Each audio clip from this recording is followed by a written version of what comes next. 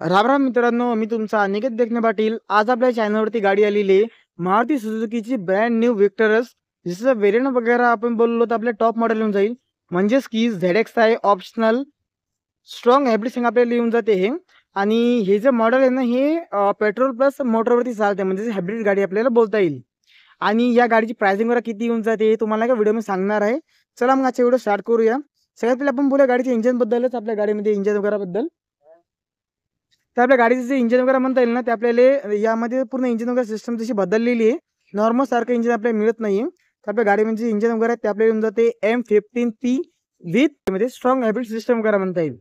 आणि hybrid system कशी काम करते मित्रांनो, जर आपली गाडी 40च्या स्पीडनं आपण जर चालवत असेल तर आपली आपली हायब्रिडवरती चालेल. आणि 40च्या वरती जर तुम्ही हिला पळवत असाल ती ऑटोमॅटिक पेट्रोलवरती शिफ्ट होऊन जाईल. आणि हिचं जर मायलेज वगैरे असाल तुम्ही तर म्हणजे जरा चकित असाल. जर तसा मायलेज आपल्याला 28 सांगितलेला आहे, 28-29 हे आपल्याला आरामात देते. फक्त आपल्या चालवण्यावरती डिपेंड आहे. तुम्ही अजून चांगलं चालवत अजून चांगलं पण देऊ शकते. आणि मित्रांनो याच्यामध्ये CNG पण आपल्याला मिळालेली आहे. तर CNG मध्ये आपल्या 3 मॉडेल वगैरे आलेले आहेत. जसं तुम्ही कमेंट करता तसं तुमच्यासाठी व्हिडिओ वगैरे अवेलेबल वगैरे होऊन जातील. आता आपण बोललो याच्या इंजन सीसी बद्दल. तर 1490 सीसी मध्ये आपल्या इंजिन होऊन जाते, जे की 3 सिलेंडर येऊन जाईल आपल्याला. त्यासंग आपल्याला मोटर वगैरे याच्यामध्ये येऊन जाते. मोटर टाईप वगैरे आपल्या स्क्रीनवरती शो होत आहे तुम्हाला. आणि त्यानंतर आपण जर बोललो बघा टर्निंग रेडियस बद्दल किंवा BHP बद्दल, आपल्या गाडीची जी BHP वगैरे आहे ना ती आपल्याला 141 BHP आणि टॉर्क पण आपल्याला 141 न्यूटन मध्येच येऊन जातो. आणि मित्रांनो आपल्या गाडीच्या टर्निंग रेडियस वगैरे बद्दल बोललो ना आपण, ते आपल्याला येऊन जाते 5.4 मीटरमध्ये मिळून जाईल. आणि जे आपल्या गाडीचे पेट्रोल टँक वगैरे आहे ना ते आपल्याला येऊन जाते फक्त 45 लिटरमध्ये. CNG मॉडेल घ्याल तर तुम्हाला CNG मध्ये बुटफेस जरा कमी पडेल, पण आपल्याला मायलेज त्याच्यामध्ये अजून चांगला मिळेल, पण आपल्या पेट्रोलपेक्षा पण पेट्रोल घेसाल तर आपलं एकदम टॉप मॉडेल वगैरे येऊन जाते याच्यामध्ये. आणि त्यानंतर आपण बोलूया आपल्या गाडीच्या मायलेज बद्दल. तर सांगितलेलं आहे तुम्हाला 28-29 हे कुठंच नाही गेलेलं, तुम्हाला कंपनी क्लेम सांगत आहे. तुम्ही चालवलेलं जेवढं चांगलं चालवसाल तेवढं तुम्हाला जास्त मायलेज देत जाईल.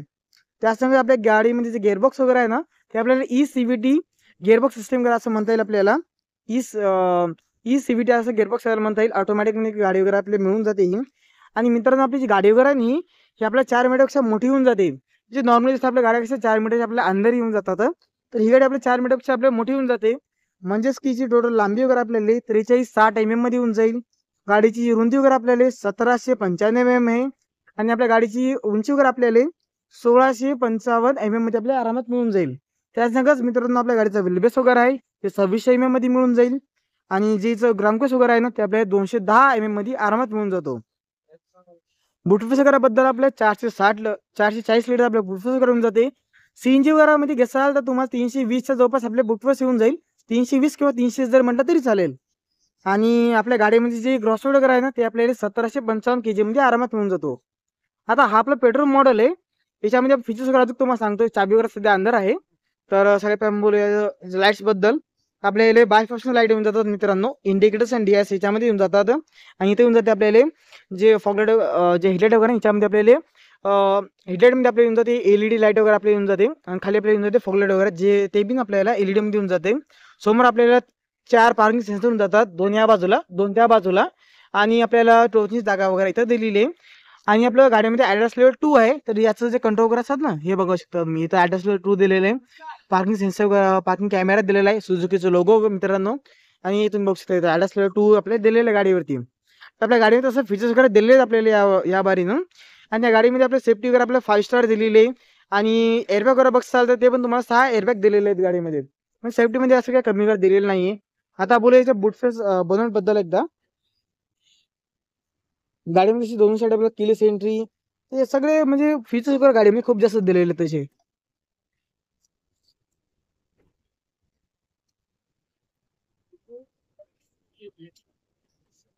तर आपल्या गाडीमध्ये जो म्हणता येईल आपल्या इंजिन वगैरे ते आपल्याला 1.5 लिटर मध्ये आपल्याला येऊन जाईल, जे की आपल्या हायब्रिड सिस्टम संग येऊन जाते. 4 सिलेंडर इंजिन होऊन जाते, जे की 141 BHP आणि 141 मध्ये आपल्याला टॉर्क काढून देईल आपल्याला गाडीमध्ये. बाकीचं बॅटरी वगैरे फीचर्स वगैरे आपल्या या बाजूला दिलेले आहेत गाडीमध्ये. बाकी खाली आपल्याला इंजिन प्रोटेक्शन वगैरे मिळालं नाहीये, तुम्ही गाडी घेताना लावू शकता याच्यामध्ये. या टाईपने इंजिन वगैरे येऊन जाईल याच्यावालं. आणि प्रॉपरचं इन्शुलेशन वगैरे हे पण आपल्याला दिलेलं आहे. तर एकदम वजनदार असं आहे याच्यामध्ये.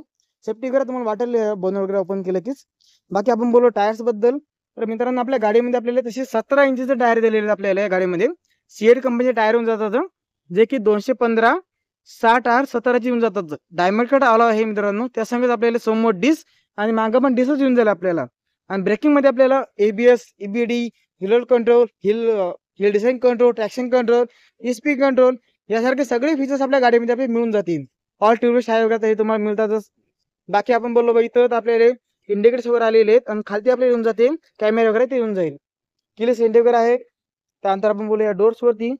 तर या टाईपने आपलं डोर वगैरे येऊन जाईल. इथं आपल्याला जसं विंडो कंट्रोल वगैरे, lock unlock, child lock system आणि मिररचे कंट्रोल वगैरे येऊन जातील. चाबी वगैरे या टाईपमध्ये येऊन जाईल आपली. लॉक अनलॉक आणि डिक्कीला इथून तुम्ही ओपन वगैरे करू शकता याला.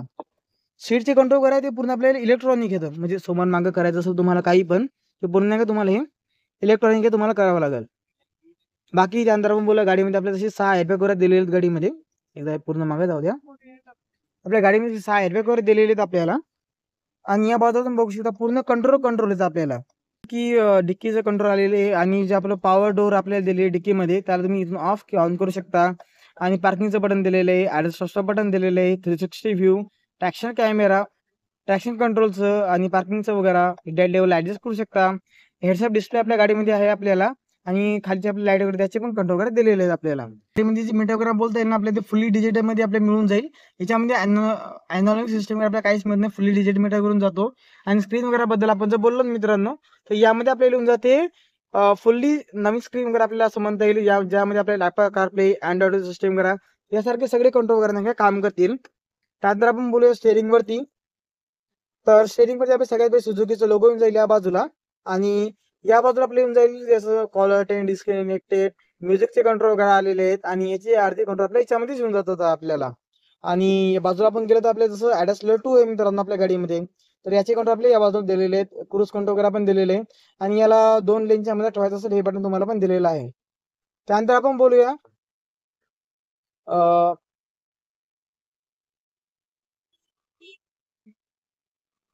आता आपण बोलूया आपल्या गाडीमध्ये आपल्याला नाही का पॅडल शिफ्टर वगैरे पण आपल्याला दिलेले आहेत गाडीमध्ये. तर तुम्हाला जर गाडी आपल्या मॅन्युअलमध्ये जर चालवायची असेल तुम्हाला तर तुम्ही याला पॅडल शिफ्टरमध्ये लावू शकता. बाकी आपल्याला हेडलाईटचे कंट्रोल वगैरे आपल्या या बाजूला दिलेले आहेत, ज्यामध्ये ऑटोमॅटिक हेडलाईट सेटअप पण आलेला आहे आपल्याला. आणि या बाजूला पण आपल्याला जे वायपरमध्ये आपल्याला नॉर्मल येऊन जातात, ऑटोमॅटिक वगैरे येत नाहीत.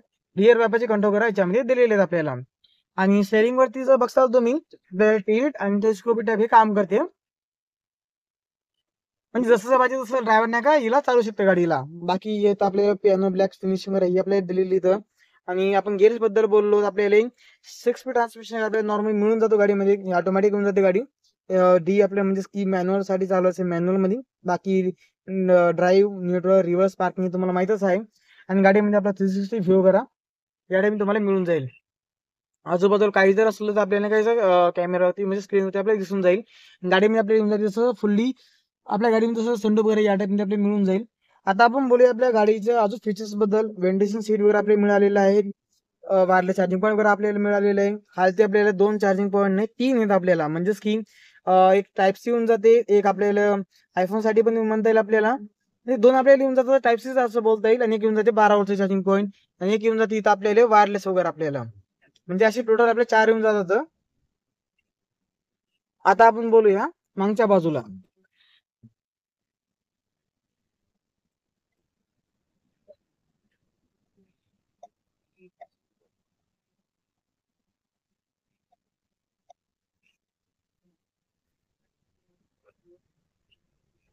सध्या हा जो डेमो मॉडेल आहे पण टॉप मॉडेल आपल्याला मिळून जाईल. म्हणजेच की ZX ऑप्शन व्हेरियंट आहे. यामध्ये पाठीमागं बघसाल तर पाठीमागं पण नाही का आपल्याला कसं मागं स्पेस वगैरे एकदम चांगल्या प्रकारे आपल्याला दिलेलं आहे. आणि इथे येऊन जातात आपले 2 AC वेंट वगैरे येऊन जातात.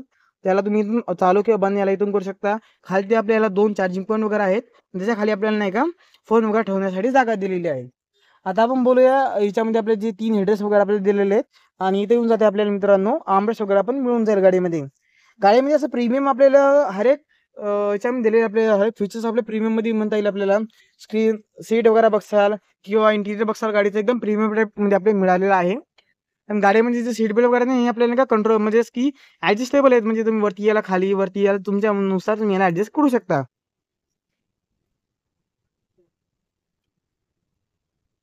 आता आपण बोललो मित्रांनो मागच्या बाजूला, तर मागून आपल्या गाडीचं जो लुक वर आपल्याला ते या टाईप मध्ये मिळून जाईल. गाडीमध्ये आपल्याला फुल्ली कनेक्टेड टेललाईट वगैरे येऊन जाते. आणि त्यासंग आपण बोलायला लागलो बा इंडिकेटर्स वगैरे आपण आपल्या LED मध्ये येऊन जातात. रिव्हर्स लाईट वगैरे आपल्या खालती येऊन जाईल आणि या बाजूला इथे येऊन जाते आपलं मारुतीचं लोगो आणि त्याच्या खाली येऊन जाते आपले विक्टरीची बॅजिंग वगैरे. तर हा येऊन जाते आपलं स्टॉप मॉडेल म्हणजेच की स्मार्ट हायब्रिड होऊन जाते, जे की स्ट्रॉंग हायब्रिड असं म्हणता येईल याला. इथं आपल्याला डिफॉगर वगैरे, रिअर वायपर वगैरे, वॉशर आणि हे आपल्याला दिलेलं आहे इथं. बाकी आपल्याला शार्पनिंग वरती दिलेलं आहे आणि 2 रुफेस वगैरे आपल्याला आलेले आहेत गाडीमध्ये. त्यानंतर आपण बोलूया रुफेस बद्दल. तर ही कशी आपल्याला पॉवर टेलगेट टाईप दिलेलं आपल्याला. दोनदा दाबून दिलं की म्हणजे एकदा दाबून दिलं की ऑटोमॅटिक होऊन जातो. हा फीचर्स आपल्याला फक्त फॉर्च्युनरमध्ये येऊन जातो, तो आपल्याला आता विक्टर्समध्ये पण मिळून जाईल.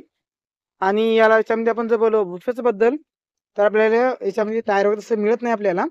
तर तुम्हाला याच्यामध्ये कशी पंक्चर किट दिलेली आहे. तर गाडीवर कुठे जर पंक्चर झाली मित्रांनो, तुम्हाला पंक्चर किट दिलेली, तुम्ही डायरेक्ट याला बनवू शकता. त्यानंतर आपण बोलूया याला बंद करायचं असेल तर एकच बटन दाबलं की ऑटोमॅटिक खाली होऊन जाईल. आणि हा फीचर्स तुम्ही बंद करू शकता किंवा चालू पण राहू देऊ शकता. बाकी पार्किंग लाईट वगैरे, रिव्हर्स कॅमेरा वगैरे आपल्याला नाही का इथं आपल्याला दिलेले आहे. 4 पार्किंग सेन्सर आहेत गाडीमध्ये आणि रिव्हर्स लाईट वगैरे, रिफ्ट वगैरे आपल्या खालती दिलेले आहेत गाडीमध्ये. साईडने आपल्या गाडीचं लुक वगैरे म्हणता येईल ना, तर आपल्या या टाईपमध्ये आपल्याला मिळालेलं आहे. तर मित्रांनो या टाईपमध्ये येऊन जाते आपली नवीन ब्रँड न्यू विक्टरसचं टॉप मॉडेल वगैरे, जी की आपल्याला ZXi प्लस ऑप्शनल स्ट्रॉंग हायब्रिडमध्ये म्हणता येईल, जी की आपल्याला नांदेडमध्ये आपल्याला 20 लाखाच्या जवळपास जाऊ शकते, जी की आपल्याला एक्स-शोरूम मी सांगत आहे. बाकी गाडीचे बाकी काही पण गाडीचं जर तुम्हाला माहिती वगैरे घ्यायची असेल तर शोरूमला कॉन्टॅक्ट करू शकता. नंबर तुम्हाला डिस्क्रिप्शन बॉक्समध्ये दिलेला आहे. व्हिडिओ तुम्ही सांगा नवीन व्हिडिओमध्ये. आजच्या व्हिडिओमध्ये एवढंच.